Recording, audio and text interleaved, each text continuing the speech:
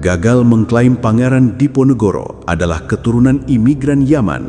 Seekor Habib murid Rizik Syihab kini menarasikan bahwa suku kata Diponegoro berasal dari bahasa mereka. Pantaslah bangsa Indonesia sangat muak dan mendukung Presiden agar gerombolan mereka segera dipulangkan ke negeri asalnya. Daripada Diponegoro yang nama aslinya adalah Abdul Hamid, seorang ulama besar. Diponegoro berjuang buat Indonesia, pahlawan Indonesia. Diponegoro adalah jabatannya karena beliau panglima besar, sehingga julukannya adalah Diponegoro. Diambil dari dua suku kata, pertama bahasa Arab, yang kedua bahasa Jawa, saudara. Dipo dari kalimat dafa'iyat fau, artinya menolak. Negoro artinya negara, artinya menolak negaranya akan penjajahan. Kok kabur aja ke sana? Mungkin ada yang mau kabur ke Yaman, silakan. Iya, kabur aja biar kita nggak gaduh.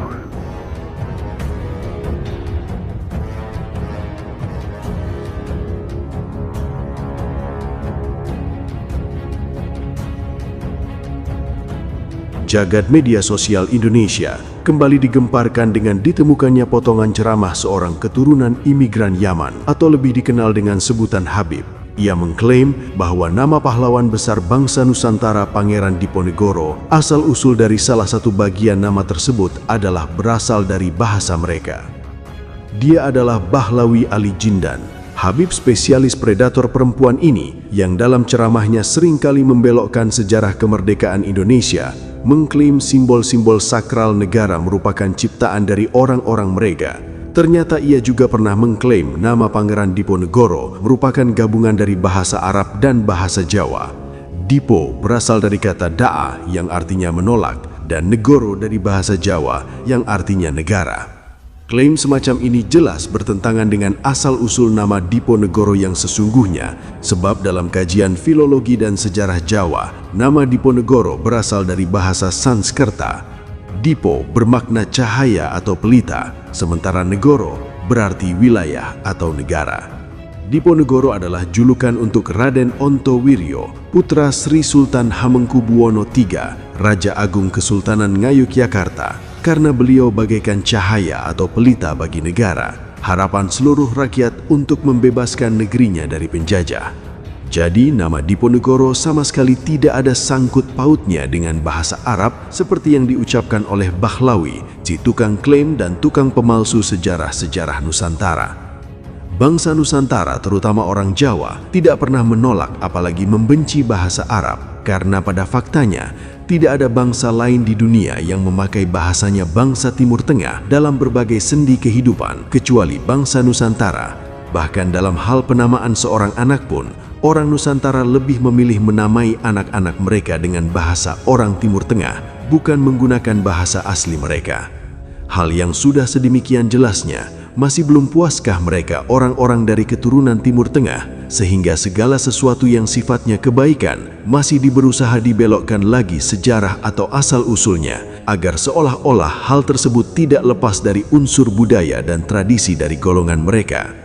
Bukan cuma sekali ini saja, orang-orang keturunan Yaman berusaha membelokkan asal-usul suatu nama yang dianggap besar oleh bangsa Indonesia. Sebelumnya ada Bahlawi Aidrus Al-Aidrus yang mengklaim nama Surabaya juga berasal dari bahasa mereka. Yang anehnya tidak membuat Gubernur Jawa Timur, Wali Kota dan arek-arek Surabaya marah. Nama Surabaya sudah dibelokkan asal-usulnya oleh keturunan pendatang yang mengklaim dirinya adalah keturunan Rasulullah meskipun tidak pernah bisa membuktikan kebenaran nasabnya. Dari Surabaya niku, maaf ya, diambil dari kata-kata bahasa Arab. Diambil dari kata-kata bahasa Arab. Bahasa Arab. Artinya apa? Sirrul bahi, rahasia yang terselubung. Jadi peletakan nama Surabaya ini nggak sembarangan. Nggak asal naruh saja gitu. Nama Jakarta, nama Surabaya, nama Semarang nggak sembarangan. Memang peletakannya itu istikharah, ibu-ibu. Kalau kita kan melihatnya tinggal yang di Surabaya, apa artinya? Nggak eruh. Surabaya itu diambil dari kata-kata sirrul bahi, dari kata-kata sirrul bahi. Apa? Rahasia yang terselubung. Maksudnya apa? Aulia kata. Amin. Surabaya awalnya adalah ujung galuh. Ini sesuai dengan di Prasasti Kamalagian itu masih disebutkan. Sementara itu pada prasasti yang lain dari masa Majapahit, nama Ujung Galuh ini sudah tidak muncul lagi, tetapi yang terkenal di daerah itu adalah nama Surabaya.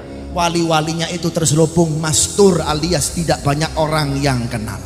Makanya mereka memberikan nama, menjadikan namanya Sirrul Bahi. Wong biyen ndak iso mengatakan Sirrul Bahi, tapi mengatakannya dengan nama apa? Surabaya.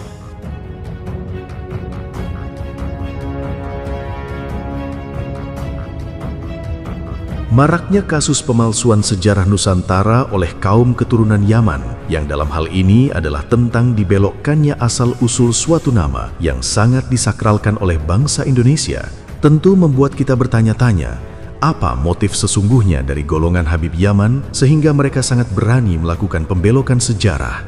Bahkan ketika nama-nama tersebut, masyarakat Nusantara sudah mengetahui dengan sangat jelas asal-usul yang sesungguhnya. Dari analisa yang bisa diterima oleh nalar manusia, ada dua kemungkinan mengapa kaum Habib Yaman begitu gencar membelokkan sejarah Nusantara, termasuk membelokkan asal-usul nama-nama besar dalam sejarah bangsa Indonesia yang tiba-tiba dipaksa bahwa nama-nama besar tersebut berasal dari bahasa mereka. Pertama, adanya upaya penyusupan simbol budaya untuk memanipulasi bangsa Indonesia bahwa segala sesuatu yang disakralkan oleh bangsa Indonesia hari ini pada dasarnya hal tersebut tidak lepas dari peran golongan mereka. Dengan menempelkan unsur tradisi Timur Tengah pada setiap hal besar dan segala sesuatu yang sifatnya kebaikan di Nusantara seperti tokoh pahlawan, nama tempat, bahkan nilai moral, mereka ingin membangun bias di dalam cara berpikir masyarakat kita bahwa segala bentuk kebaikan, keagungan, dan kehormatan di bumi Nusantara itu semua tidak pernah berdiri sendiri. Tradisi dan budaya Nusantara, khususnya Jawa, tidak akan mampu melahirkan satu kebaikan yang akan terus dikenang hingga sekarang jika tidak ada unsur budaya Timur Tengah yang ikut berdiri di dalamnya. Asal-usul nama Pangeran Diponegoro contohnya. Semua orang Jawa faham nama Diponegoro berasal dari bahasa Sanskerta.